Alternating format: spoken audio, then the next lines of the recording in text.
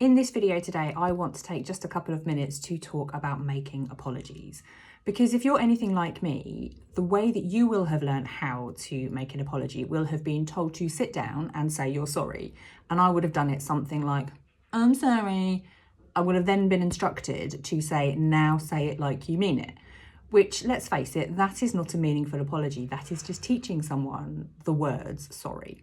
So what I want to talk about today is actually how do we understand what a meaningful apology is and how do we go about making one.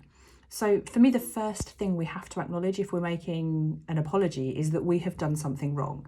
So we have to acknowledge that we have caused offence or we have done something in our behaviour that was unwanted. We have to acknowledge that we did something that is worthy of apology.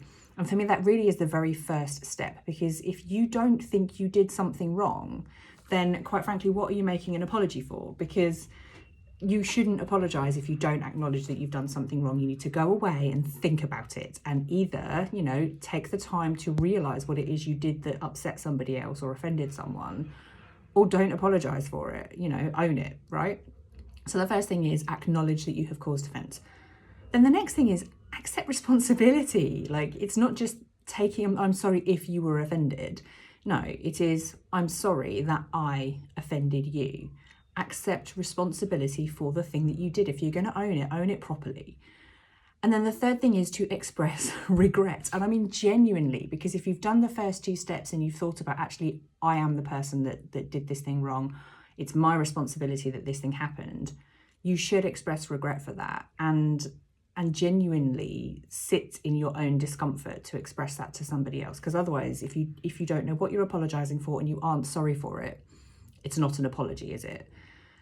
Then, I guess if it's possible, we should be offering to make reparations. So we should be either understanding that we did something wrong and therefore knowing that we can do something better. So for example, I'm really sorry I used the wrong pronouns for you. I understand that that is harmful for you. That is on me.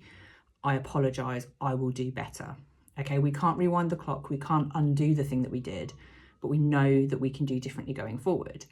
And if we're not sure what we need to do differently or better, ask the question, what can I do to make this up to you? What can I do differently next time to make sure that this doesn't happen? Make reparations, make it a learning point. Otherwise, if you're going to keep offending people and keep doing the same thing, you aren't accepting responsibility and therefore you're not sorry. And then the final thing, and this is one that I had to take a bit of time thinking about, is learn and move on. Because I don't know about you, how many times have you got something wrong and then you spend like the next 10 minutes just beating yourself up about the fact that you got something wrong. You're paying no attention to anybody else or thinking about what's going on. You're just completely focused on yourself and how embarrassed or humiliated you feel. That is not a genuine apology centering it on yourself. The apology centers the other person. So learn. Of course, feel your feels, move on. If we're going to be committed to doing better, we can let it go. We can acknowledge that we did something wrong. We can acknowledge we've upset somebody else. We can be responsible for that. We can express our regret and we can know what to do differently. And then we have to leave it in the stream.